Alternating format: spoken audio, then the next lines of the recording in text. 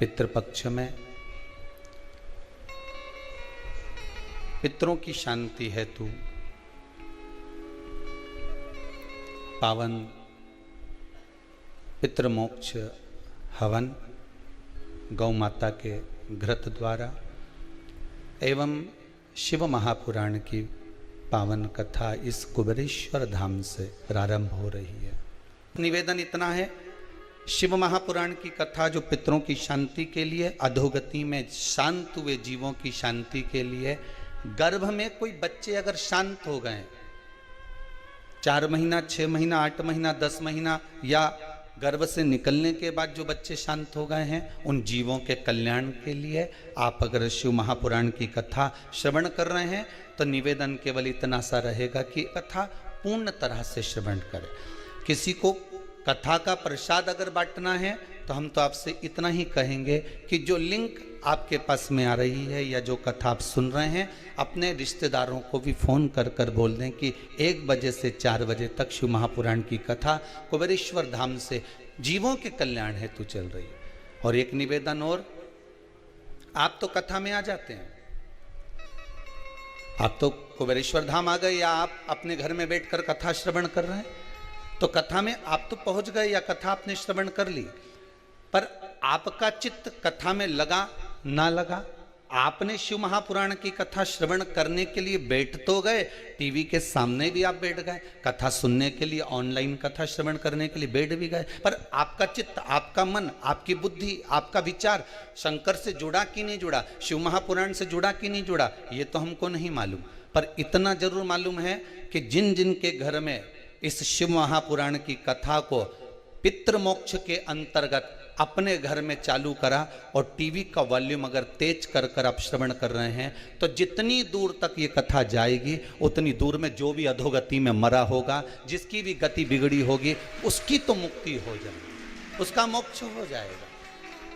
हमें ये नहीं मालूम कि आप सुन रहे हैं सही से कि नहीं सुन रहे। आप थोड़ी देर सुने, उठकर चले गए, फिर आए, फिर बैठ गए, या सोफे पे बैठे हो, पांव लंबे कर लिए, पलंग पर लेटे हो, आराम से श्रवण कर रहे हो। जिस भाव से श्रवण करो, कुर्सी पर बैठकर कथा श्रवण करो, अपने अपने घरों में जिस भाव से आप कथा सुन रहे हो, बस इतना सा निवेदन है। जैसे सुबह सुबह आरती लोग मंदिर में करते हैं तो चोंगा चला देते हैं, माइक चला देते हैं। क्यों चला देते हैं? कि उतने जितने भी लोग हैं उसको श्रवण हो जाए, वो आरती का संचार हो जाए। पर शिव महापुराण की कथा इस पितृपक्ष में अगर आपकी दुकान पर, आपके घर में, आपकी कॉलोनी में चल रही है, तो वॉल्यूम थोड़ा तेज कर कर संपूर्ण जितने भी, कोई जीव मर गया तो शांत होने के बाद वो इधर उधर भटक रहा है, पर शिव महापुराण के शब्द उसके कानों में जाएंगे, इस हवन का भाग उसके कानों में जाएगा, तो यह विश्वास है कि उस जीव का कल्याण स्वतः ही हो जाएगा। ना उसको पिंड की जरूरत, ना उसको तर्पण की जरूरत होगी, वो स्वतः ही तर जाएगा। साधारण सी शिव महापुराण की कथा नहीं है महाराज। जब भगवान देवाधिदेव महादेव ने भगवान ब्रह्मा जी से कहा कि सृष्टि का संचार करिए, सृष्टि का निराकरण करिए, इस सृष्टि को निर्माण करना प्रारंभ कर दीजिए, भगवान शिव ब्रह्मदेव से कह रहे हैं आप सृष्टि को रचिए।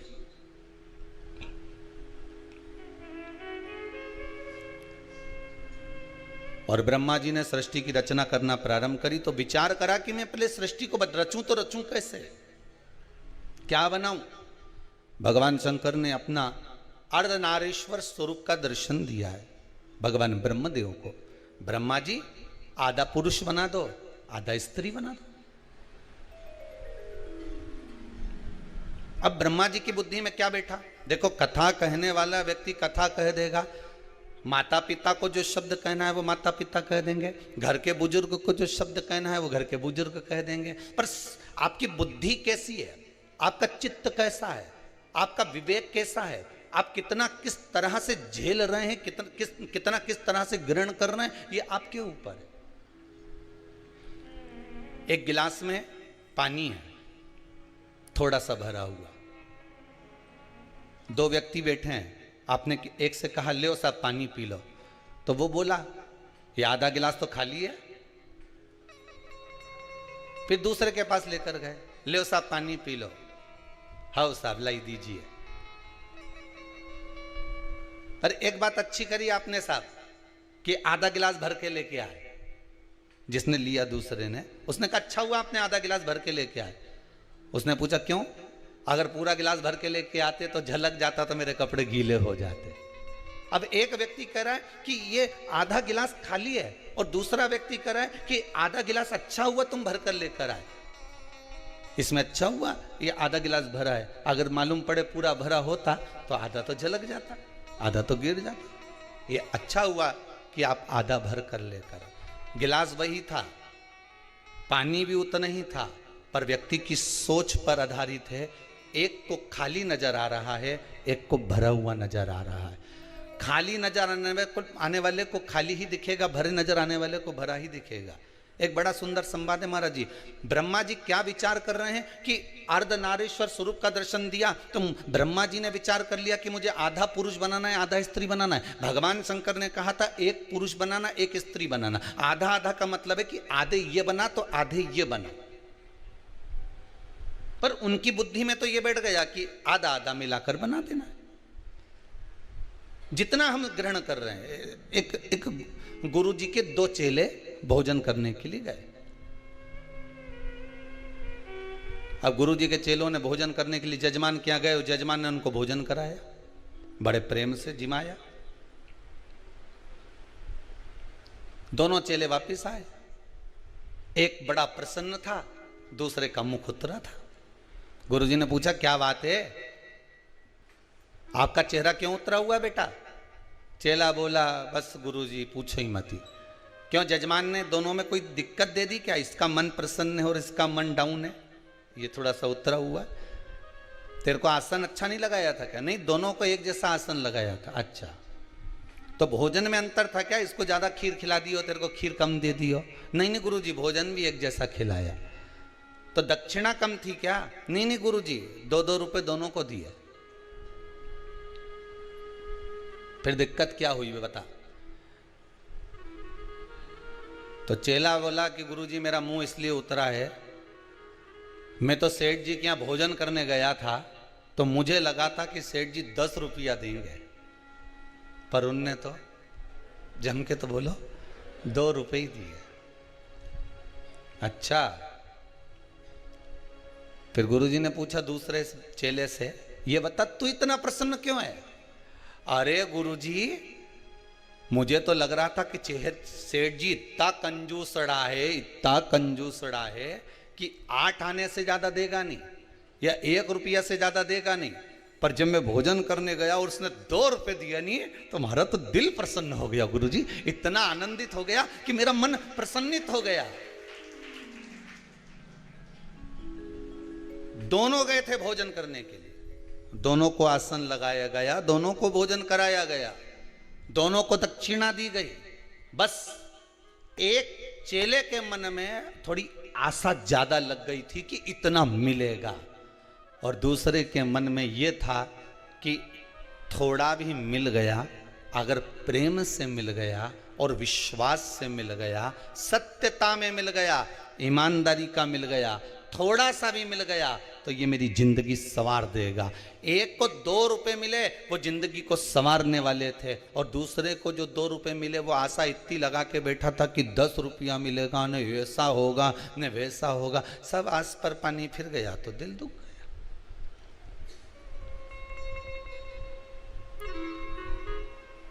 शास्त्र कितनी सुंदर बात कहता है, आशा एक राम जी से दूजी आशा छोड़ दे, नाता एक भोले जी से दूजा नाता तोड़ दे, साधु संगे राम रंगे अंग अंग रंगिए, जाई विधि राखे भोले ताई विधि रही है। तुम्हारे मन चित्त वृत्ति जिस भाव में भगवान रखे उस भाव में रहने का प्रयास करिए। जहां भगवान जिस भाव से रखने का प्रयास करे आपको, उस भाव से रहिए महाराज। पर अपने जीवन को सत्यमय बनाओ, क्योंकि शंकर को सबसे ज्यादा इस महा बेलपत्र से भी ज्यादा प्रिय मेरे शिव को अगर कुछ है तो क्या प्रिय है? जम के बोलिए जरा, सत्य प्रिय।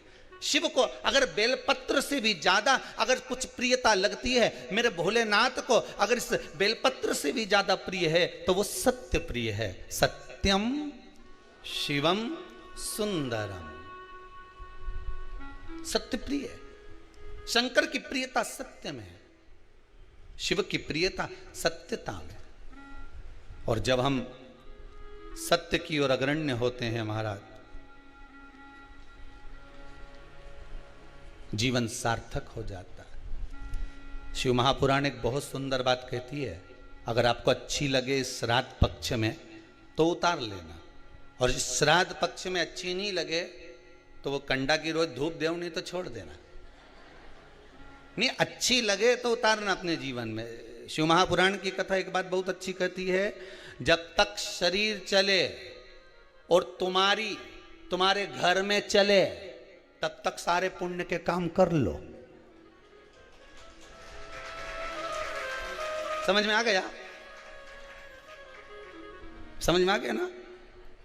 जितने आस्था पर कथा सुन रहे हो, जितने फेसबुक यूट्यूब पर कथा श्रवण कर रहे हो, जितने लोग ऑनलाइन कथा सुन रहे हो, आज शिव महापुराण की कथा को इस श्राद्ध पक्ष में, जो पूर्वजों को समय है, पितरों का समय है, अधों का समय है, आहूतों का समय है, वासुकों का समय है, इस श्राद्ध पक्ष में एक चीज अपनी जिंदगी में उतार लीजिए कि जब तक शरीर चले और तुम्हारे घर में चले तब तक सारे पुण्य के काम कर लो, क्योंकि इसके बाद मौका नहीं मिल रहा है। इसके बाद मौका नहीं मिलेगा। शरीर नहीं चलेगा तो कुछ पुण्य कर पाओगा हैं? अब मन में सोचो कि मैं तो बढ़िया नवरात्रे का व्रत करूंगी, अब मालूम पड़े वो अभी कल ही कोई कह रहा था, कौन कह रहा था हमारे को याद नहीं आ रहा, कल कोई कह रहा था गुरुजी हमारे वो एक रिश्तेदार हैं, उनने सावन के महीने में पूरे महीना व्रत करा। हमने कहा हमने तो एक बार भी कथा में नहीं कहा, हमने कभी बोला? हम तो कहते हैं कि बल्लभ कुल की एकादशी करो तो बकरी जैसे चरो। ये जजमान लोग पूछते रहते हैं कि गुरुजी कथा सुनेंगे तो व्रत रखना जरूरी है। हमने कहा खूब खाओ, डट के, मना नहीं। अब मालूम यहाँ तक हम तो कह देते हैं महाराज जी, श्रीमद् भागवत में कहा कि भागवत सुनने का नियम क्या है। शिव महापुराण में ये वर्णन नहीं करा कि भागवत में वर्णन क्या कि श्रीमद् भागवत कथा श्रवण करने का नियम क्या है। तो कहा एक फल का सेवन करो, श्रीमद् भागवत कथा को पूरी सुनो। हम भी कहते हैं एक फल का सेवन करो, शिव महापुराण पूरी सुनो। इतने में काम नहीं चले तो एक समय फलहार करो। फरियाल नहीं बोला, फरियाल एक अलग डिजाइन हो गई है, फलहार एक अलग डिजाइन हो गई। फरियाल में वो साबूदाने की खिचड़ी, बर्गर, चिप्स और मैं भूल गया, राजगिरे की पूड़ी और खीर और आलू का हलवा, ये सब फरियाल में आ गया। फलहार में केवल फल का एक समय फलहार करो, पर शिव महापुराण की कथा पूरी सुनो। इतने में भी काम नहीं चले तो एक समय फलहार करो, दूसरी समय फरियाल करो। अब आई वही साबूदाने की खिचड़ी, अब आ गई फरियाल करो, पर शिव महापुराण की कथा जम के तो बोलो, जरूर सुनो। इतने में भी काम नहीं चले तो एक समय फरियाल करो, फलार नहीं, फरियाल करो, पर शिव महापुराण की कथा पूरी सुनो। इतने में भी काम नहीं चले तो एक समय फरियाल करो, दूसरे समय भोजन करो, पर शिव महापुराण की कथा जरूर सुनो। और अच्छे से सुन लो, इतने में भी काम नहीं चले तो दोनों समय भोजन करो, पर शिव महापुराण की कथा सुनो नहीं, जरूर सुनो। और इतने में भी काम नहीं चले तो कथा में जब जाओ तो टिफिन लेके बैठ जाओ, पर शिव महापुराण की कथा जरूर सुनो। पर कथा नहीं छोड़ना, अपन काय को कथा छोड़े। खाना न छोड़ा, पीना न छोड़ा, हरि भजन क्यों छोड़ दिया, जाना न छोड़ा, आना न छोड़ा, फिर सत्संग जाना क्यों छोड़ दिया। हमें कथा नहीं छोड़ना, कथा तो हम सुनेंगे चाहे कुछ भी हो जाए।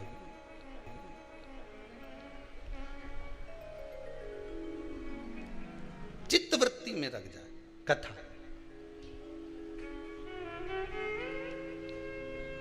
एक को भरा हुआ नजर आ रहा है, एक को हल्का नजर आ रहा है। हम कथा कैसे छोड़ दें?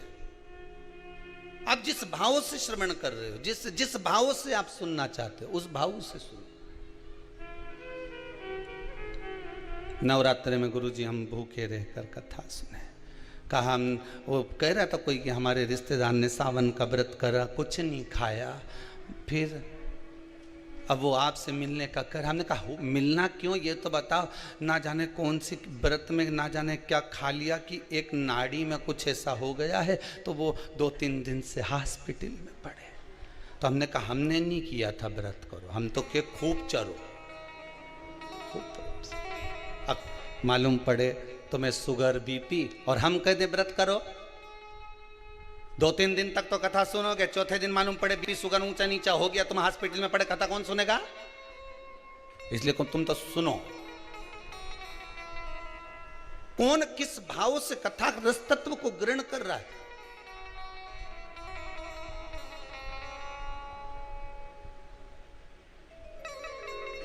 श्राद्ध पक्ष चल रहा है,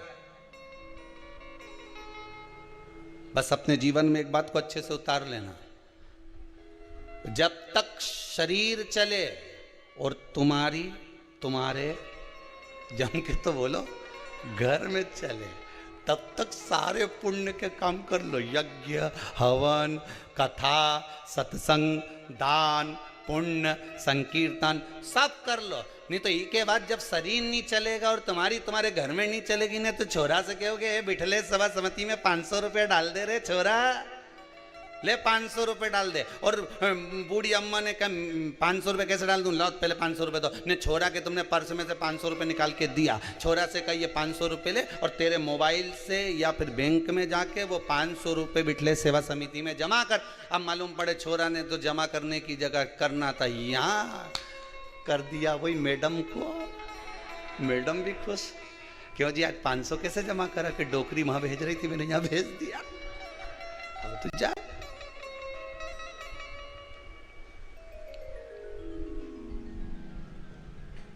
शरीर चले और तुम्हारी घर में चले, जब तक खूब पुण्य करो साहब, क्योंकि शरीर चलना जब बंद हो जाएगा, सही साथ नहीं देगा, तो फिर व्रत करोगे तो हो पाएगा? बोलो तोरी जीजियो, होगा कहीं नहीं।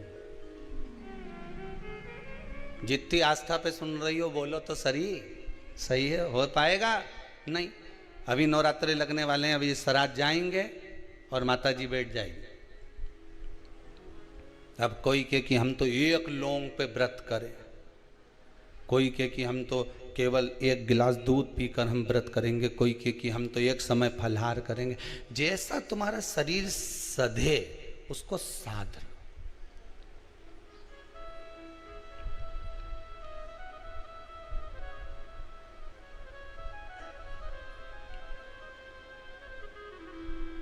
जैसा शरीर सधे।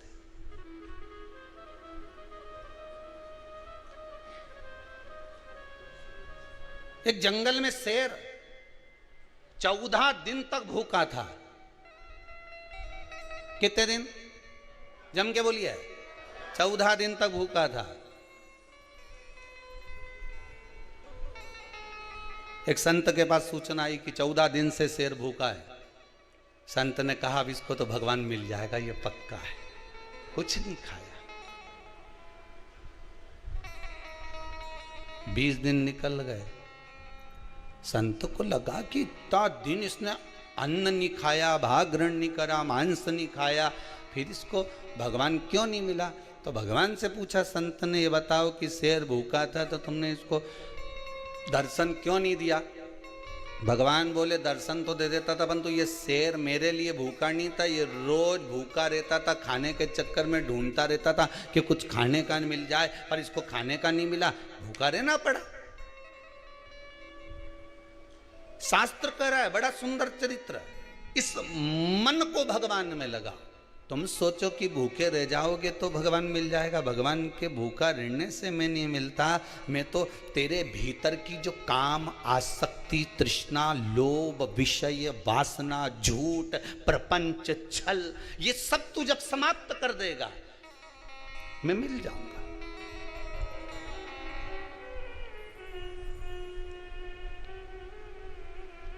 दूसरों की स्त्रियों के प्रति, नारियों के प्रति, कन्याओं के प्रति दृष्टि तो तुम्हारी गलत है और केवल नवरात्रे में 9 दिन व्रत रख के तुम ऐसे हो जाओ कि मैं तो एकम से लेके नौमी तक कहीं नहीं खाऊं।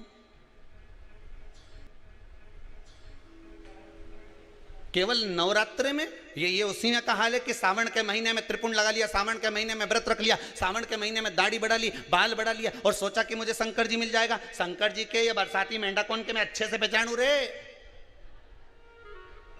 भोलानाथ जी भी कहें इनके बरसाती के मेंढा कौन को मैं पहचानू, ये बरसात में ही निकले केवल, उसी तरह सावन में नजर आए। तो ये ढोंग और प्रपंच भगवान को प्रसन्न नहीं है। भगवान को प्रियता निर्मल मन सो मोहि पावा, मोहि छल छिद्र कपट ना भावा। भगवान को प्रियता क्या है? केवल एक निर्मलता का स्वभाव, निर्मलता का मन, चित्त, वृत्ति, तुम्हारा अच्छा भाव। भगवान को ये नहीं चाहिए कि तुम भूखे कितने हो, भगवान ये नहीं देखता कि तुमने कितने समय तक तप करा, भगवान तो ये देखता उस तप में तुमने मेरा ध्यान कितना करा। माता जी का अगर व्रत कर रहे हो तो तुम कितनी देर माता की स्तुति कर रहे हो, तुम कितनी देर भगवान का भजन कर रहे हो, तुम कितनी देर भगवती स्मरण कर रहे हो। मालूम पड़े स्तुति करी कुछ नहीं और व्रत बहुत लंबा रखा, भगवान कैसे मिलेगा?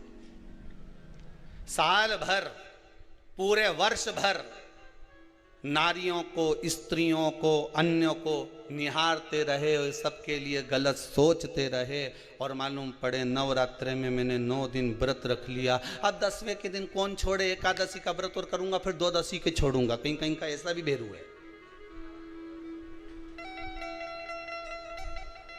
उस चित्तवृत्ति में तुमने भगवान को कितना रिझाया। तुम करो व्रत, खूब करो, डट के करना। तुम दान करो, डट के करो, कोई दिक्कत नहीं। तुम कमाई करना तो भी डट के करना। तुम्हें जो करना है अच्छे से करो, दिल से करो। पर जितने दिल से तुम कमाई करते हो, जितने दिल से तुम दूसरा कार्य करते हो, उतने दिल से अगर आप व्रत कर रहे हो तो उस व्रत में उतने ही दिल से भवानी का स्मरण भी करना, शंकर का अनुमोदन भी करना, राम और कृष्ण का भजन भी करना, भगवत भक्ति में उतना डूबना जिससे परमात्मा तुम्हें प्राप्त हो जाए।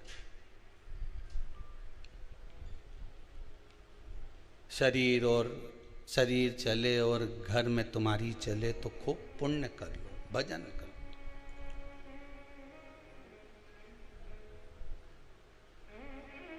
कईयों की तो टीवी देखते समय टीवी के सामने ही नहीं चले। दादी रिमोट दे दे मेरे को, अभी मेरा डोरेमोन आ रहा है, रिमोट दे। दादी के एक दूनी धर के सियोर वाला महाराज आई रिया चला दे, बता पितृ मोक्ष कथा वाची रिया तू डोरा मोहन देखी रिया, दे इधर। वो गया और उसने नहीं दिया, दादी ने रिमोट तो मैं टीवी के पास पहुंच कर खटका ही बंद कर दिया। ले देख ले, अब देख। अब दादी भी ऐसी, मैं टीवी के बाजू में बैठी खटका चालू करके, अब आ तू।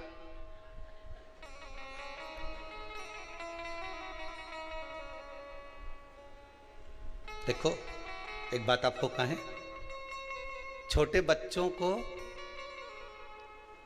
उपहार बड़ा प्रिय लगता है ना, कुछ चीज दोगे, गिफ्ट दोगे, बड़ा प्रिय लगता है। और बच्चों ने कुछ मांगा, उपहार तुम कुछ नहीं दे पाए तो बच्चा रोएगा कि नहीं रोएगा? अरे बोलो तो जम के। इतनी दूर गई थी, सीहोर गई थी, कथा सुनने गई थी, मेरे लिए क्या लाई? अब उसको समझाओ कि भैया सीहोर तो माँ कुबेरेश्वर धाम से 12 किलोमीटर दूर था, वहाँ जंगल में तो महाराज ने कुबेरेश्वर महाराज के बिठाया, वहाँ ना तो बिस्कुट मिले, ना चिप्स मिले, ना वहाँ पर कच्छू मिले। बस दोनों टाइम महाराज जी भोजन करा दे, एक बार नाश्ता करा दे, 2 बार चाय पिला दे, छुट्टी। अब यहाँ कहाँ जाए इतनी दूर, बताओ। तो मेरे लिए क्या लाई? अब बच्चों को उपहार प्रिय, और मालूम पड़े तुम बच्चों को उपहार नहीं दोगे तो रोएगा कि नहीं रोएगा? अगर उपहार तुमने कोई चीज देना चाहिए और बच्चे को नहीं दी तो वो रोएगा, पर जो उसके हित में होगा वही तो तुम दोगे। बोलो तो सही, जो अहित का होगा वो दोगे क्या? एक बात अपनी जिंदगी में उतार लीजिए, उपहार बच्चों को नहीं दिया तो थोड़ा समय रोएगा, फिर चुप हो जाएगा, पर बच्चों को यदि अच्छा संस्कार नहीं दिया तो जिंदगी भर रोएगा। फिर कोई चुप नहीं करा पाए। उपहार नहीं दिया तो बच्चा थोड़े समय रोता है, चुप हो जाता है, पर बच्चों को यदि अच्छा संस्कार नहीं दिया तो बच्चों को जिंदगी भर रोना पड़ता है, जिंदगी भर।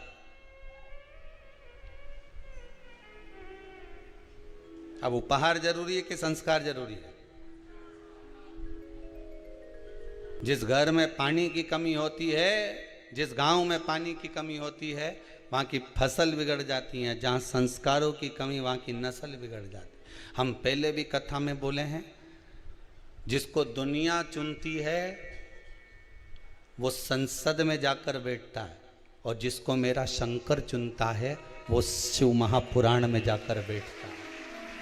अगर आप भी टीवी के सामने, भले आस्था चैनल के सामने शिव महापुराण की कथा को, पितृ मोक्ष शिव महापुराण की कथा को, इस पावन पितृ शांति यज्ञ का दर्शन कर रहे हो, पितृ शांति हवन का दर्शन कर रहे हो, इन ब्राह्मणों के द्वारा निर्मित इस पावन 24,000 श्लोक की इन आहुतियों का दर्शन कर रहे हो, शिव महापुराण का दर्शन कर रहे हो, ब्राह्मण भोज का दर्शन कर रहे हो, भोजन भंडारे का दर्शन कर रहे हो, गौ माता का दर्शन कर रहे हो, तो भाग्यशाली समझना।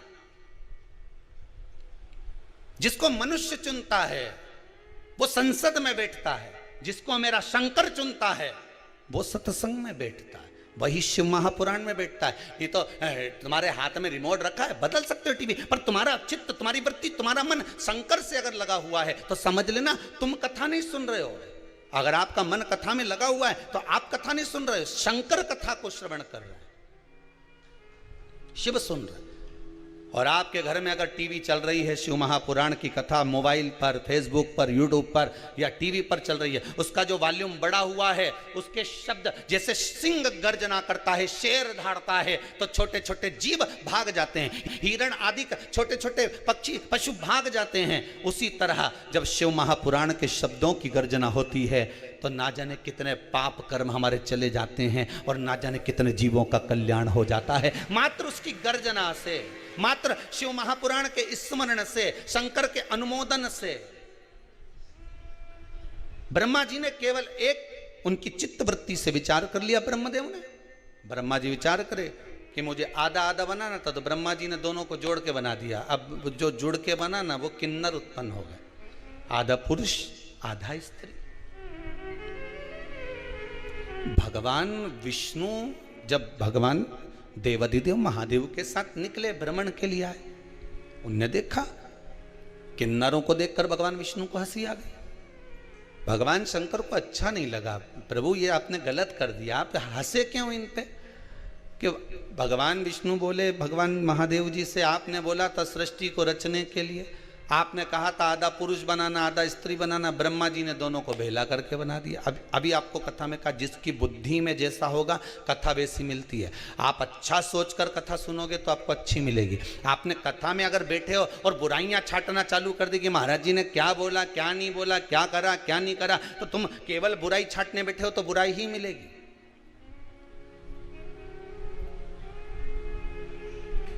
केवल बुराई नजर आएगी।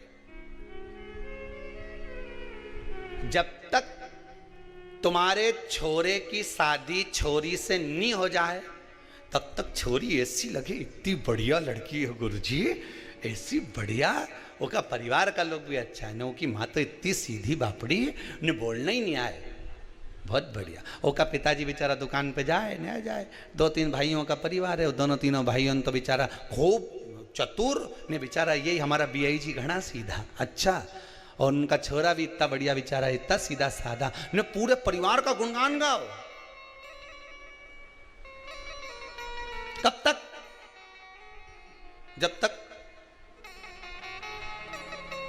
भावन नहीं टल जाए। और जी दिन शादी करके आई, उसका 1 साल निकलिया,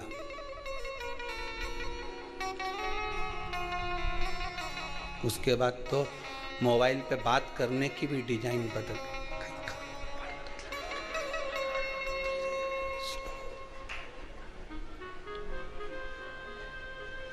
अब बेटी पूछे मम्मी क्या हुआ, बड़ी दुखी, मारे कहीं मालूम था, मैं तो हीरा समझी थी, कोयले की खदान निकली।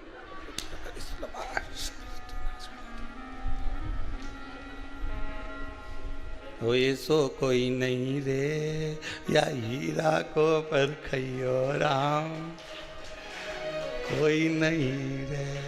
अभी तुम्हारी दृष्टि अच्छी थी इसलिए उसकी माता भी अच्छी लग रही थी। बोलो सही है कि गलत है? अभी तुम्हारी दृष्टि अच्छी थी इसलिए उसके पिता भी अच्छे लग रहे थे। बोलो सही है कि गलत है? तुम्हारी दृष्टि अच्छी थी, तुम सीधी थी इसलिए सामने वाले सीधे नजर आ रहे थे। बहू आने के बाद तुम टेढ़ी हो गई तो जम के बोलो सामने वाला भी टेढ़ा हो गया।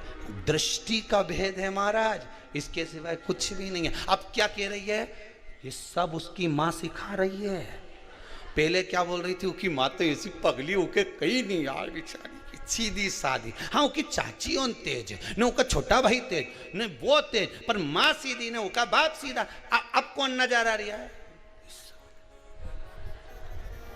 वो तो जब जाए नहीं जब उसकी माँ कहीं ना कहीं सिखाए। अब ये कौन बोल रही है? जम के बोलो जरा। सास बोले तो हम सासू से ये पूछें, ईमानदारी की बात बताओ, दृष्टि का भेद है।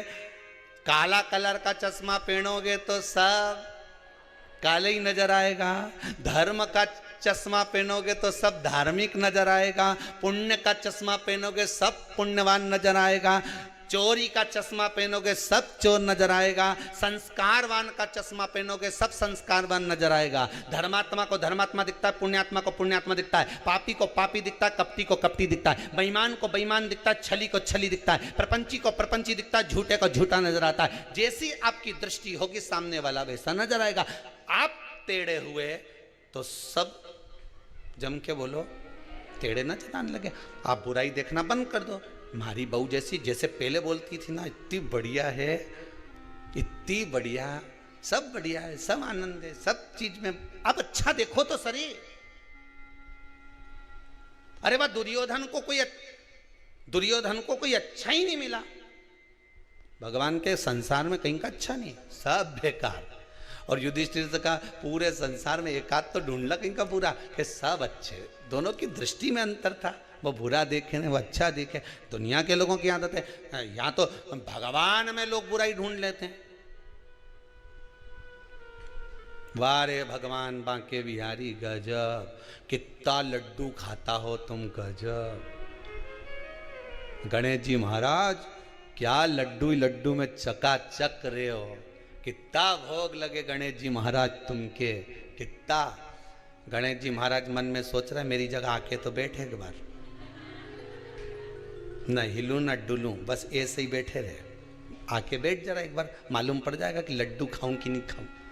ये इतना लोग मेरा दर्शन करने आए, इतना प्राण खा जाए कि लड्डू खाने की फुर्सत ही नहीं मिले, कई लड्डू खाओ।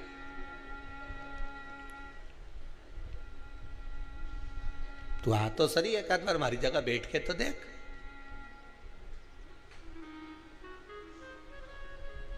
मैं 3 घंटा कथा में बैठे हुआ सियोर वाली महाराज की तो बाबा रामदेव का सारा आसन लगा ले तो, और मेरे से कह कि गणेश जी तुम सुखी, गणेश जी के महाकाय का सुखी है, तो बैठा बस सूंड लगाई और उनने तो बस सूंड लगाई। सुख कहां? अच्छा देखोगे अच्छा मिलेगा।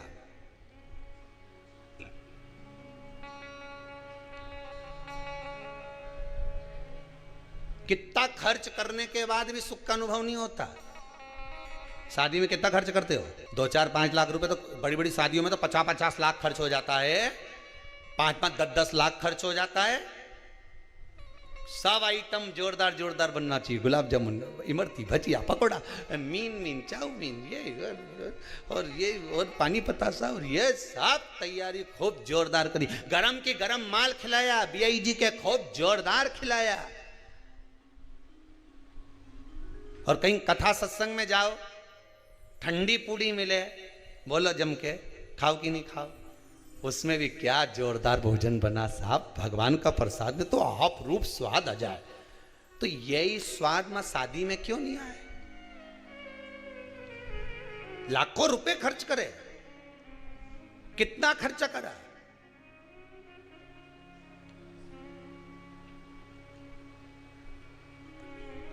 कथा में खर्च करा और एक शादी में खर्च करा, दोनों में अंतर है।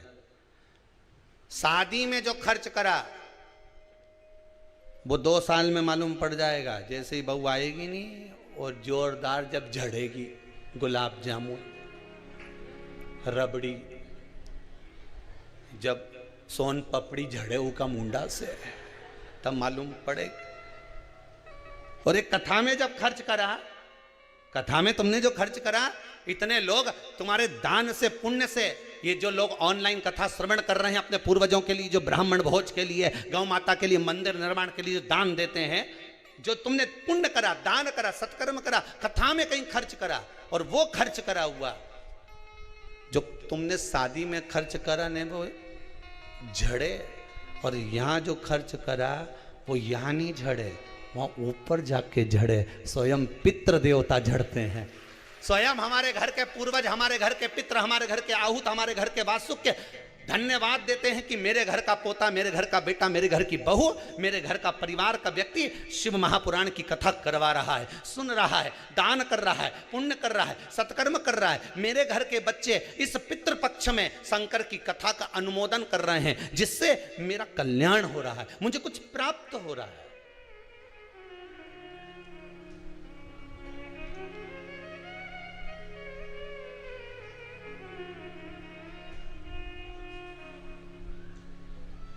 कुछ मिल रहा है, आपकी बुद्धि जैसी होगी, चित्तवृत्ति जैसी होगी, वैसा हमें प्राप्त हो रहा है, वैसा हमें मिल रहा है। अच्छा, एक बात तो समझ में नहीं आए मेरे को कि ये अभी तो अपन फिर भी समझ जाएगा, जो अभी की पीढ़ी है ना, ये तो समझ जाएगी कि एकम का श्राद्ध ने, द्वितीया का श्राद्ध ने, तृतीया का श्राद्ध ने, चतुर्थी का श्राद्ध ने, पंचमी का श्राद्ध। पर इनके जब अंग्रेजी स्कूल में पढ़ा देंगे और ये जब वहाँ विदेश में नौकरी करने जाएंगे तो कहीं तुम्हें याद करे? अरे बोलो तो सही, निपटा हुआ के कौन याद करेगा कि हमारा पिताजी एकम के गया, काका जी ने दूज के गया था, तीज के गया था। अब तुम वो अपनी पत्नी के कह भी दे कि वो दूज का श्राद्ध है हमारा दादाजी का, तो पत्नी बोले कहाँ की दूज, और बोल भी मत देना दूज, नहीं तो वो दूज, तुम दूज बोलो वो दोचे, वो कहाँ की दूज, मैं तो पहचानो ही नहीं है दूज के। पति बोले फर्स्ट, सेकंड, हाँ तो ये सेकंड कब सेकंड, तो पति फिर समझाए शुक्ल पक्ष का कि कृष्ण पक्ष का कि ऐसा कि, अब पढ़े लिखे बच्चों को कौन समझाएगा कि ये दूज है कि तीज है। इसीलिए कथा कह रही है शरीर चले और तुम्हारी घर में चले तब तक पुण्य कर लो दादा, नहीं तो सेकंड और फर्स्ट में फंसा देंगे।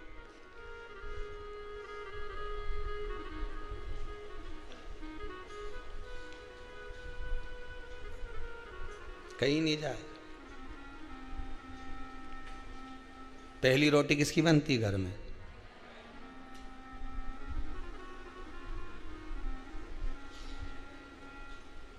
पर जिसके यहां बहुत जल्दी रहे, नहीं मेरे को जाना, जल्दी रोटी बना, उन्होंने कहा भी बना के ले 2 पराठा, और वो पहले नंबर का पराठा ही ले जाके दे दिया।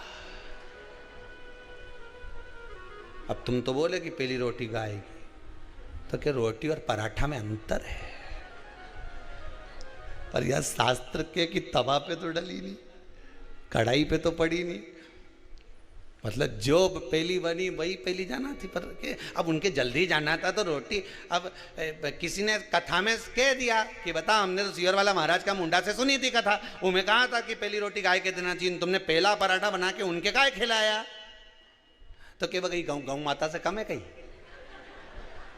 अभी तो गौ माता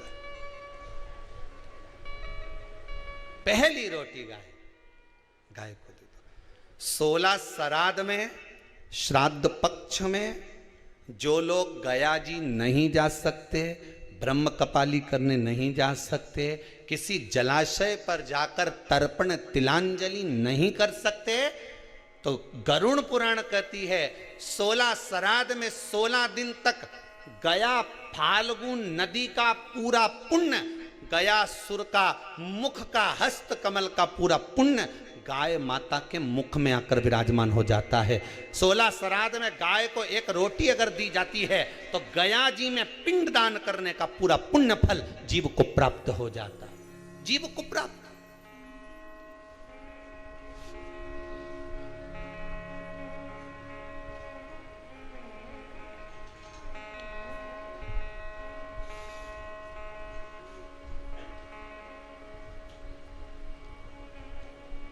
पूरा पुण्य प्राप्त हो जाता है। अगर गया नदी नहीं जा सकते, फाल्गु पर नहीं जा सकते, गया का पिंड करने नहीं जा सकते, दो चीजें अपने जीवन में उतार लीजिए। एक 16 श्राद्ध में हमें गाय को रोटी देना है, खूब तला हुआ, खूब पका हुआ, खूब घी में या तेल में तरबतर गौ माता को नहीं देना। उसका कारण क्या है वो भी समझ लीजिए। रोड पर कॉलोनियों में जो गाय, इन रोड पर कॉलोनियों में घूमने वाली गाय जगह जगह पर पॉलीथीन वगैरह खा लेती है। वो लोग खाती कि नहीं खाती? पॉलीथीन जब गाय खाती है तो उसके पेट में जम जाता है, उससे गाय के पेट में कैंसर हो जाता है। उसको तुम अच्छा पदार्थ खिलाओगे तो गाय हो सकता है कि बीमार पड़ने लगे। इसलिए ज़्यादा घी का, तेल का कोई पदार्थ गौ माता को ज़्यादा ना दीजिए।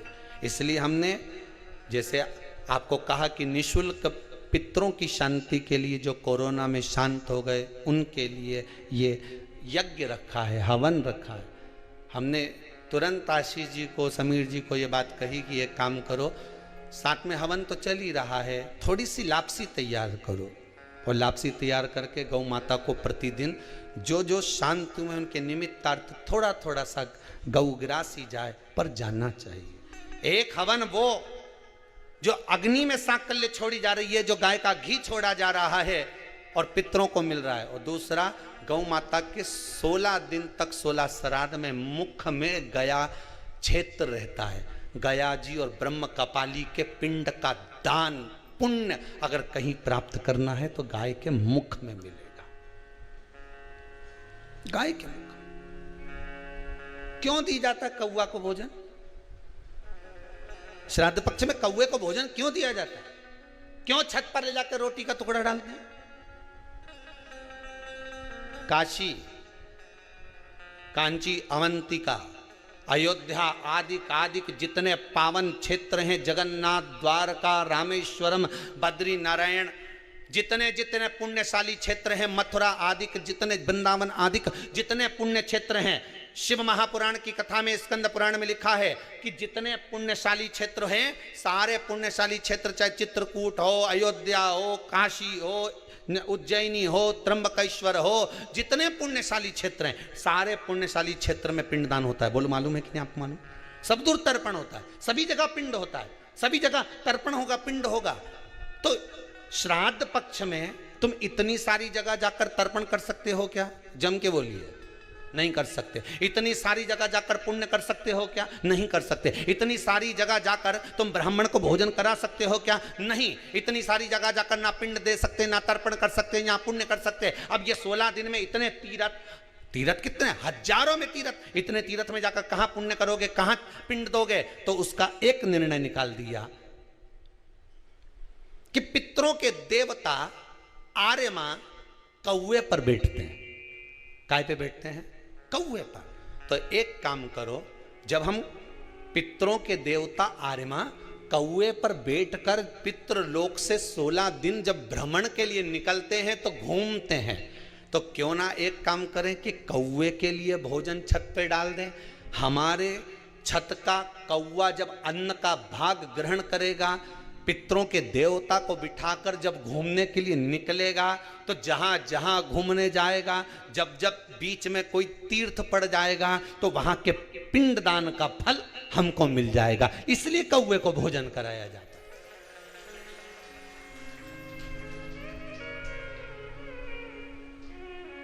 कौवे को भोजन कराने का कारण ही यही है।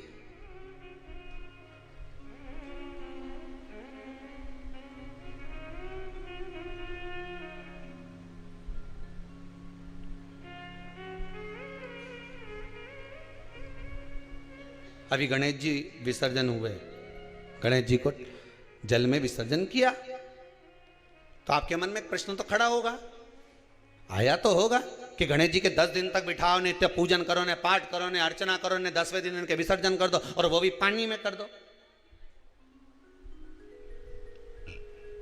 पानी में विसर्जन करो। तो ये कहां लिखा कि जल में विसर्जन करो? श्रीमद् भागवत पुराण की रचना जब वेद व्यास जी महाराज करने के लिए बैठे, वेद व्यास जी ने सुखदेव जी से कहा कि मैं मंत्र बोलूंगा, मैं श्लोक बोलूंगा, इसको लिखेगा कौन? तो सुखदेव जी ने बोला गणेश जी से विनती करो। गणेश जी से कहा कि आप लिखोगे? गणेश जी बोले मैं लिखने को तैयार हूं, पर बोलते बोलते तुम रुक गए तो मैंने भी लिखना छोड़ दूंगा, उसके बाद मैं भागवत को विराम दे दूंगा, मैं आगे नहीं लिखूंगा। अब वेद व्यास जी बड़े चक्कर में पड़ गए, क्या करें? तो गणेश जी से कहा मेरे श्लोकों में कुछ गड़बड़ी हो सकती है, उसमें से गलती को छांटना पड़ेगा, फिर लिखना पड़ेगा। कितना सुंदर संबोधन श्री वेद व्यास जी ने कहा कि मैं जो श्लोक बोलूंगा आपको लिखने के लिए है, उसमें मैं कुछ गलती करूंगा, उस गलती को छांटना है, तब श्लोक लिखना है। क्यों कहा वेद व्यास जी ने ये बात? गणेश जी भगवान है, वेद व्यास जी कहते हैं मैं तो संसारिक मनुष्य हूं ना, गलती तो कर सकता हूं। गलती कौन करता है? जम के बोलो भगवान गलती करता है क्या? नहीं, गलती कौन करेगा? मनुष्य। गलती मानव करेगा, गलती मनुष्य करेगा। और गलती करने के बाद अगर हमसे अपनी जिंदगी में कोई गलती हो जाती है तो एक बार क्षमा मांगने में कुछ जाता है क्या? प्रणाम करने में कुछ जाता है क्या? निवेदन करने में कुछ जाता है क्या? नहीं। गलती हो गई मुझसे, तो गणेश जी आप गलती को छांटना, लिखना। गणेश जी महाराज लिखने बैठ गए, लिखते लिखते लिखते लिखते 10 दिन हो गए गणेश जी महाराज को। शरीर में ताप पड़ने लगा गणेश जी महाराज के। वेद व्यास जी ने गणेश जी के हाथ का स्पर्श करा तो शरीर तो तप रहा था। वेद व्यास जी ने वहीं पर श्रीमद् भागवत के श्लोकों को विराम दे दिया, अब नहीं बोले। गणेश जी लिखते लिखते लिखते लिखते लिखते लिखते थक गए, पड़ गया, शरीर गर्म हो गया। वेद व्यास जी ने कब करूं क्या, 10 दिन से लिख रहे हैं और शरीर पर ताप पड़ रहा है, करा क्या जाए। उन्होंने गणेश जी का हाथ पकड़ा, उठाया और कहा चलो प्रभु हमारे साथ में। वेद व्यास जी गणेश जी को ले गए और ले जाकर शीतल जल में श्री गणेश जी महाराज को बिठा दिया। गणेश जी को पानी के अंदर उनको विराजमान कर दिया कि अब आप ताप को थोड़ा ठंडा कर लीजिए। शीतल जल में बिठाया। उस दिन से नियम हो गया कि 10 दिन गणेश जी बैठते हैं और फिर उनका विसर्जन होता है पानी के अंदर, जल के अंदर, शरीर का ताप मिट जाए। तो गणेश जी ने वचन दिया है वेद व्यास जी महाराज को, आपने मेरे ताप को मिटाने के लिए मुझे जल में बिठाया है। जो मुझे जल में विसर्जन करेगा मेरा ताप तो मिटेगा ही, साथ में जो मुझे जल में विसर्जन करेगा उसके जीवन के भी ताप को मैं मिटा दूंगा, उसके जीवन के ताप को मैं मिटा दूंगा। ताप मिटा दिया।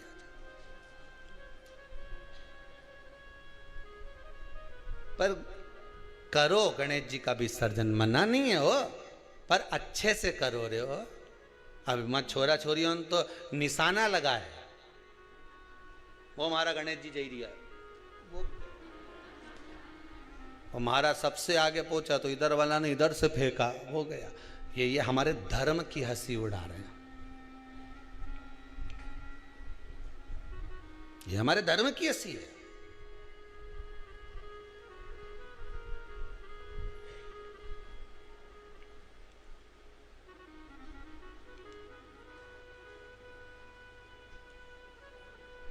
धर्म धर्म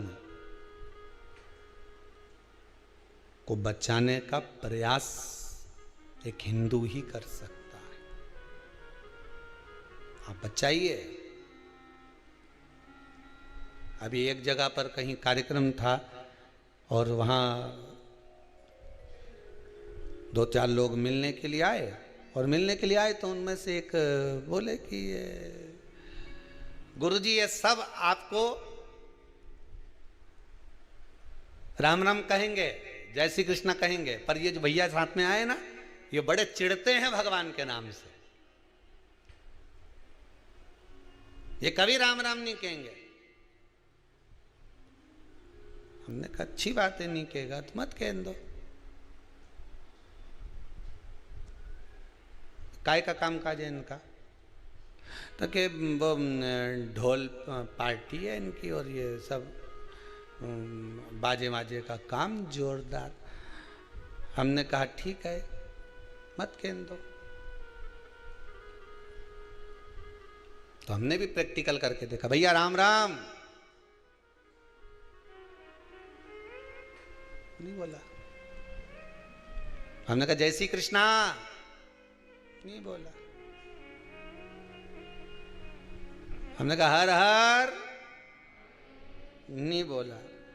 अब मन में तो बात चुभे कि बताओ ये ऐसा कि गुरुजी ये जिस पंथ का है उसी पंथ का ले ही नहीं, राम का नाम, कृष्ण का नाम, शिव का नाम। हमने भी मन में सोचा, रे महादेव तूने अच्छे अच्छे बेहरू के सुधार दिया दादा, ये कहां से आया।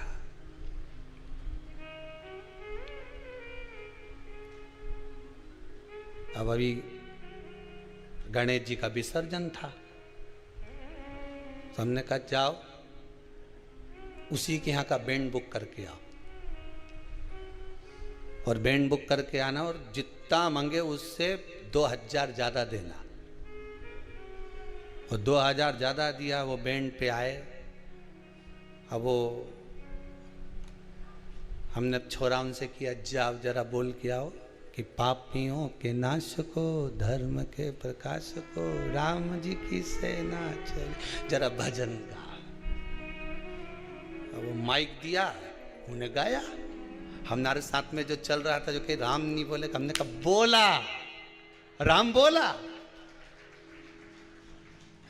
राम बोला। तो उसको गुस्सा आ गई, जिससे हमने कहा कि वो राम बोला। तो ये तुरंत उसके पास गया छोरा, क्यों रे तू तो राम जी का नाम नहीं लेता था, अब कैसे लिया। पैसा मिला है तो बोलना तो पड़ेगा।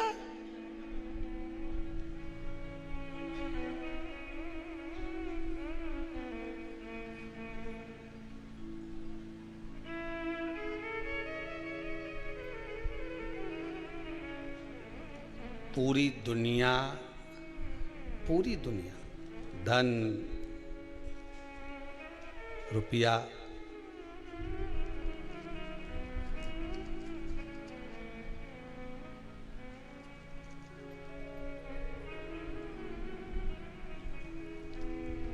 एक जरा सा कुछ कर्म भी किया जाए तो पूछ लिया जाए कि भाई धन कितना मिलेगा।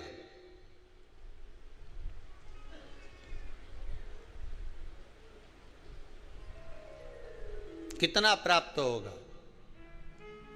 द्वारा किया गया भजन काम आ गया। कई कई माताएं आके कहती है हमारी बहू को कोरोना हो गया, कोई कहे हमारे इसको कोरोना हो गया। मोहल्ले में, सोसाइटी में, गली में, परिवार के लोगों को होना चालू हो गया था गुरुदेव। पर शंकर की कथा सुनते रहे तो विश्वास था कि मुझे नहीं घेर सकता। यह विश्वास आपका जीत गया।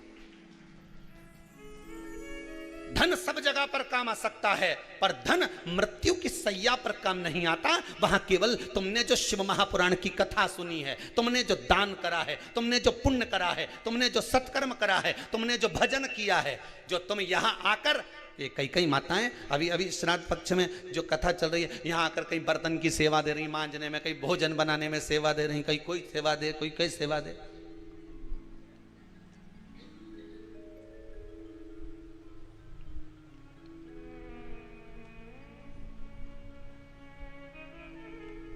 सेवा तुम कर रहे हो।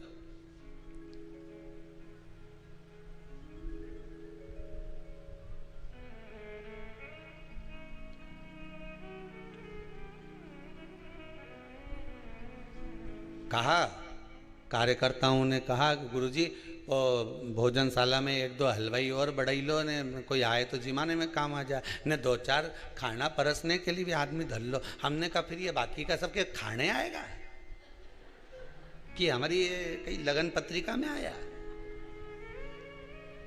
तुम ही बनाओ, तुम ही खिलाओ और तुम ही खाओ। किसके दरवाजे पर आए हो? यहाँ सियोर वाला महाराज के यहाँ नहीं आए हो तुम, इतना ध्यान रखना। तुम अपने अपने पूर्वजों को पार लगाने के लिए आए हो, शिव महापुराण की कथा सुनने आए, यज्ञ का दर्शन करने आए, 2 आहुतियाँ यज्ञ में पटकने आए। तो तुम ये सियोर वाला महाराज के यहाँ केवल तुम आए हो तो शंकर जी के दरवाजे पे आए, उसका एक एक कंकर शंकर है। तुमने जो पुण्य करा, दान करा, सत्कर्म करा, सब तुम्हारे लिए करा। तुमने अगर यहाँ बर्तन भी धो दिए तो ना जाने कितने नरक धो दिए तुमने, ये तो विचार करो, कितने पार लगा दिए।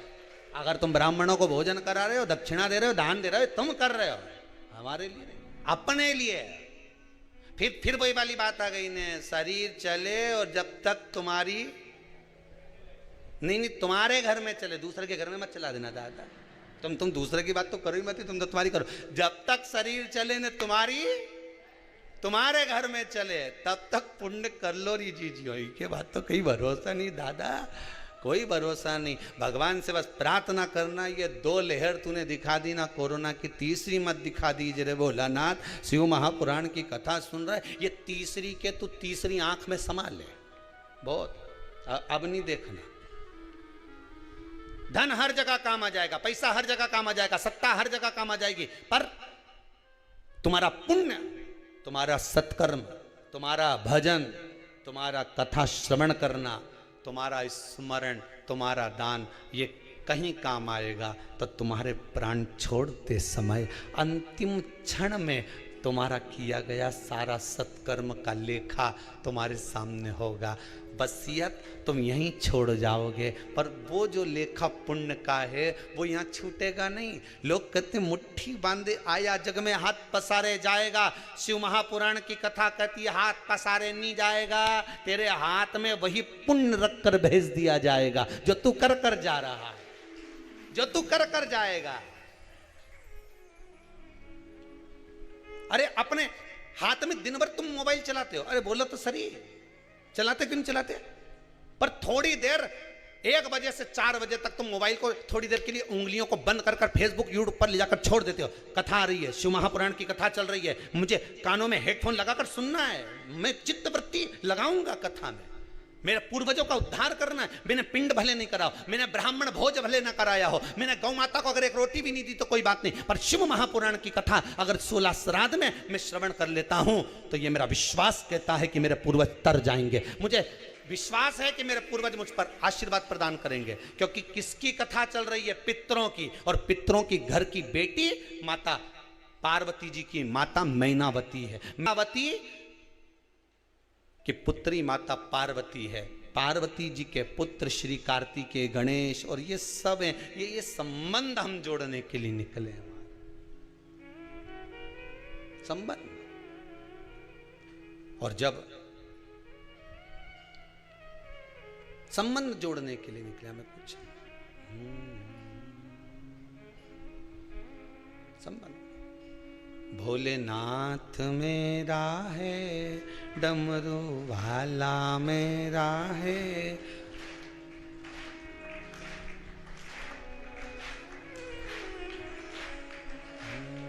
वो काशी वाला महादेव मेरा है। भोलेनाथ मेरा है, डमरू वाला मेरा है, वो काशी में रहने नाथ मेरा है। भाव से कहिए, भोलानाथ मेरा है, महादेव मेरा है, काशी रहने वाला भोलेनाथ मेरा है, भोलानाथ मेरा है।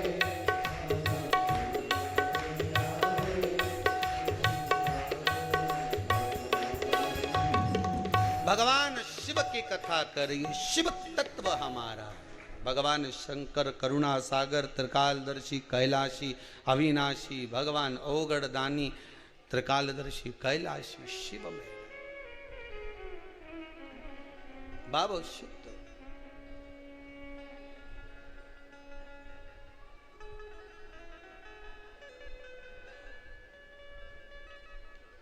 और जब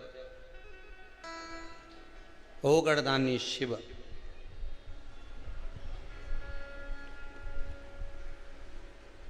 मेरे त्रिकालदर्शी कैलाशी शंकर को जिसने रिझा लिया, पितर रिझ गए।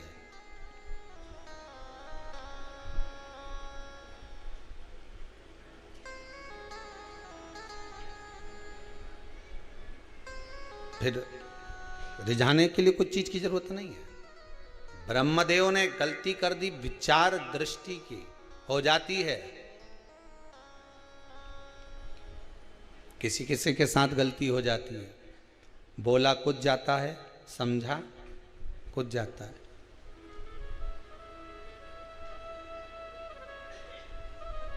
बोला कुछ, समझा कुछ, हो जाती कभी कभी। अब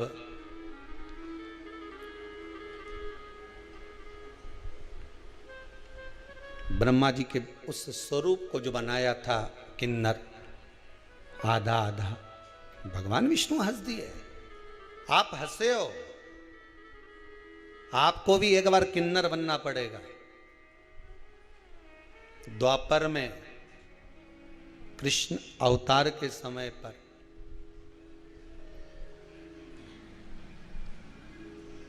जब कौरव और पांडवों में युद्ध के मैदान में देवी को प्रसन्न करने के लिए बलि देना थी, अर्जुन से कहा गया था एक पुत्र तेरा, जब तुम वन गए थे उलूपी के साथ में जब विवाह हुआ था तो वहां एक पुत्र हुआ था आरावन, उसको लिया। आरावन का संबोधन था, दादाजी मैं मरने को तैयार हूं पिताजी, पर एक बात है, मैं कुंवारा नहीं मरना चाहता। शिव महापुराण की कथा कहती है कि विवाह के बाद जो मरे उनका तो श्राद्ध भी हो जाता है, तर्पण भी हो जाता है, तिलांजलि भी हो जाती है। ब्राह्मण भोज कराया तो ब्राह्मणों के भोजन का पुण्य भी उनको मिल जाता है। किसी को अन्नदान दिया तो अन्नदान का पुण्य भी मिल जाता है। पर आरावन कहता है कि अगर मैं कुंवारी अवस्था में मर गया तो ना तो मेरा पिंड होगा, ना मेरा तर्पण होगा, ना मेरी तिलांजलि होगी, ना ब्राह्मण भोजन करेंगे तो उसका भाग मुझे मिलेगा, ना आप तीर्थ करने जाओगे तो उसका भाग मुझे मिलेगा, ना कोई सत्कर्म का भाग मुझे मिलेगा। अधोगति में मरे हुए व्यक्ति को भाग कैसे मिले? कुंवारी अवस्था में मरने वाले को क्या मिलेगा? ये कई लोग कह देते हैं हम तो बड़े परेशान हो गए, वो कोई 10वीं में पास नहीं हुआ, कहीं का 12वीं में फेल हो गया, कहीं कोई एग्जाम में बैठा था, कंपटीशन एग्जाम में बैठा था, कोई नौकरी की तैयारी कर रहा था, नहीं हुआ, मर गया। अरे भैया सारे टिकट फुल हैं तो ट्रेन में चढ़ोगे तो बाथरूम में बैठना पड़ेगा। बोलो सही है कि गलत है? अरे जम के तो बोलो सही है कि गलत है? अब बाथरूम में बैठकर जाना पड़ेगा और वहां भी धक्के खा रहे लोग, कह रहे चल बाहर निकलो, हमें अंदर जाना है। फिर बाहर निकला भैया, फिर टीसी, फिर चले गया, टीसी ने आवाज लगी चल निकाल बाहर, नहीं निकल, बाहर निकाल, नहीं निकल, निकल आई, कौन है अंदर, नहीं, टीसी आवाज लगा, नहीं निकला। अब उसी तरह टिकट फुल है ना, तुम चले जाओ, उसी तरह भगवान ने तुम्हारी उम्र लिख के भेजी थी इतना साल जिएगा और तुम जबरदस्ती की, नहीं मैं तो रस्सी बांध के मरूं, नहीं मैं तो ये खा के मरी जाऊं, नहीं मैं तो ट्रेन के नीचे कूदी जाऊं, नहीं मैं तो ये करके मरी जाऊं। अब मर तो गए पर ऊपर तो सीट फुल, फिर क्या करोगे? तो कि ये भटकता रहे, इके भूत प्रेत बना दो, डाकनी पिशाचनी चुड़ैल बना के भेज दिया, उन्हें भटकता फिरे। अब दिखे तो है ही नहीं, वे तो हवा के रूप में घूमे, इतना में बीच बीच में टीसी आता रहे, वही पहाड़ा के ऊपर चढ़ के गदा लेके और बेहतरीन काला और काली मूंछ और जोरदार मुकुट, उसमें बीच में नीलम चमक कर गया और मूंछ पे ताव दे के हम यम है। इके इतनी देर में जैसे टीसी आवाज लगाए थे कि टिकट याद है ही नहीं, पुण्य का टिकट होता। फिर बीच बीच में यमराज आके डराता रहता है, कहाँ भटक रही है बेरू, भटके रोता है जीव, वो प्राण तो छोड़ देता है, मर तो चले गया, भटके रोए। जिसके घर का जीव रहता है उसके दरवाजे पर रोज जाकर विनती करता है, देखो श्राद्ध पक्ष में कोई तो श्राद्ध पक्ष में दिया तो सरी। अरे ये कथा कह रही है दादा, श्रीमद् भागवत में वर्णन आया है, पर गोकर्ण ने धुंधकारी के लिए कितना दान दिया। बोलो सही है कि गलत है? अरे बोलो तो सही। भागवत सुनी कि नहीं सुनी? बहुत सारा महाराज उनकी आए टीवी पे, तुम कभी भी चालू करके सुन लो। उन्होंने धुंधकारी के लिए ने गया जी का श्राद्ध करा, ने ब्रह्म कपाली करी, ने पिंडदान करा, ने तर्पण किया, ने ये किया, ने वो किया, सब किया, इसके बाद भी नहीं तरा।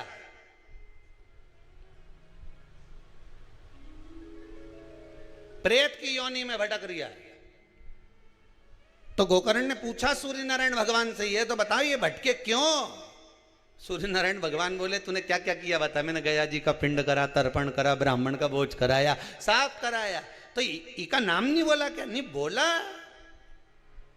जब सीवर वाला महाराज का व्हाट्सएप पे लिख के भेज दिया तो फिर कोई टेंशन, नाम तो बोला।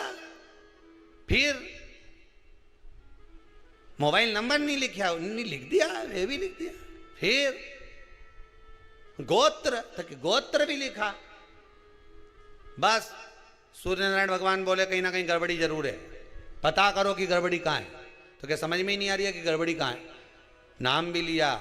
जब गया जी में पिंडदान करो, कहीं ब्राह्मण के भोजन कराओ तो हाथ में चावल जल वगैरह लेके संकल्प छोड़ो कि नहीं छोड़ो? नाम ये न गोत्र ये, और जो संकल्प दिया तो नाम गोत्र सब बोला। फिर क्यों नहीं तरा? सूर्य नारायण भगवान के चिंता लग गई तो वे नारायण भगवान के पास पहुंचे। नारायण जी से पूछा, प्रभु ये बताओ कि ये धुंधकारी तरे क्यों नहीं?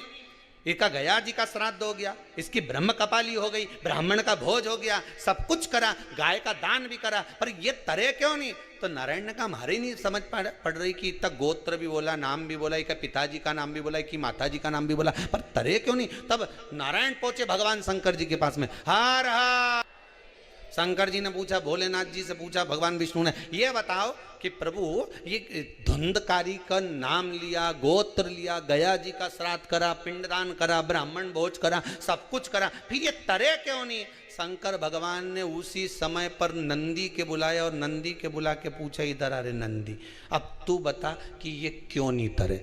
अब जितना निर्णय यमराज करता है उतना ही निर्णय नंदी करता है। नंदी ने कहा, प्रभु एक बात क्यों, थोड़ी अंदर की बात है। शंकर जी बोले, चाहे अंदर की हो चाहे बाहर की हो, बोल दे जरा, जम के बोल जरा। तो नंदी ने तुरंत कहा, प्रभु बात इतनी सी है कि जब जब पिंडदान करा, जब जब तर्पण करा, जब जब ब्राह्मण भोजन कराया, जब जब तिलांजलि करी गई, तब धुंधकारी का नाम धुंधकारी बोला गया। ठीक है, गोत्र आत्मदेव का बोला गया, आत्मदेव का पुत्र था ना, आत्मदेव का बोला गया। फिर गलती कहाँ हो गई?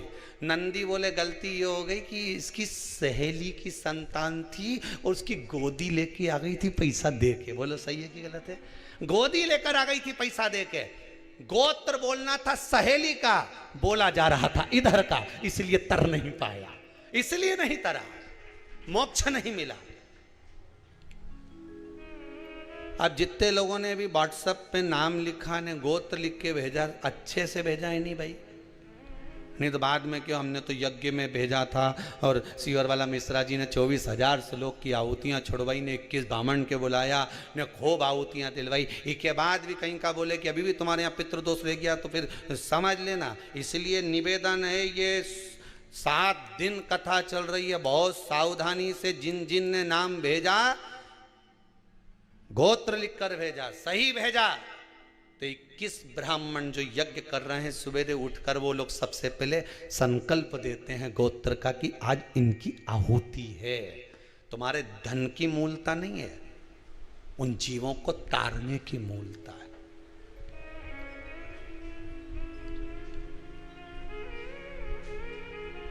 गोत्र मूल है।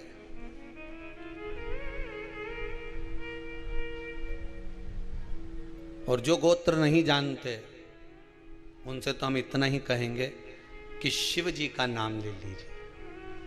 शंकर भगवान से शादी में पूछा गया था, पंडित जी ने पूछा था तुम्हारा नाम बोलो शंकर, गोत्र बोलो शंकर। पंडित जी बोले कुछ खा पी के आए हो क्या?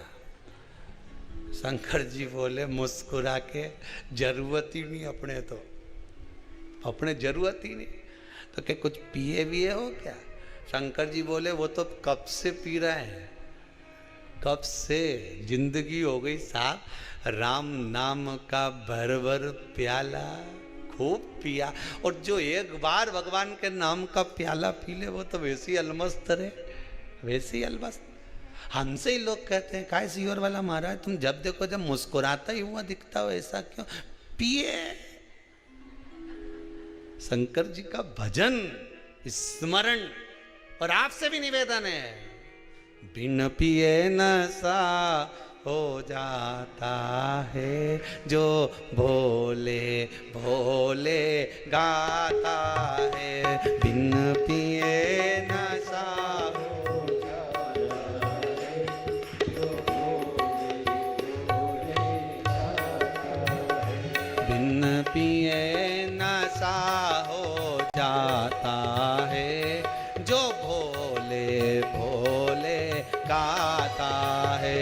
बिन पिए नशा हो जाता है जो भोले भोले गाता है। दोनों हाथों से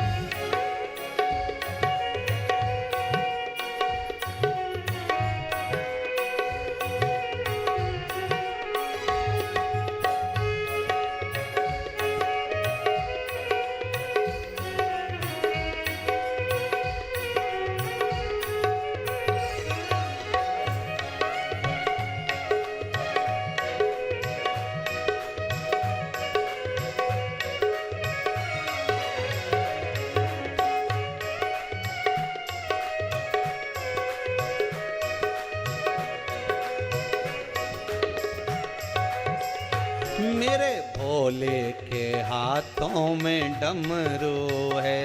मेरे भोले के हाथों में डमरू है। मेरे भोले के हाथों में डमरू है। मेरे भोले के हाथों में डमरू पे डमरू पे डमरू पे दिल लुट जाता है जो भोले भोले गाता है। डमरू पे दिल लुट जाता है जो भोले भोले गाता है। बिन पिए नशा हो जाता है जो भोले भोले गाता है। बिन पिए नशा हो जाता है जो भोले भोले गाता है। जय हो।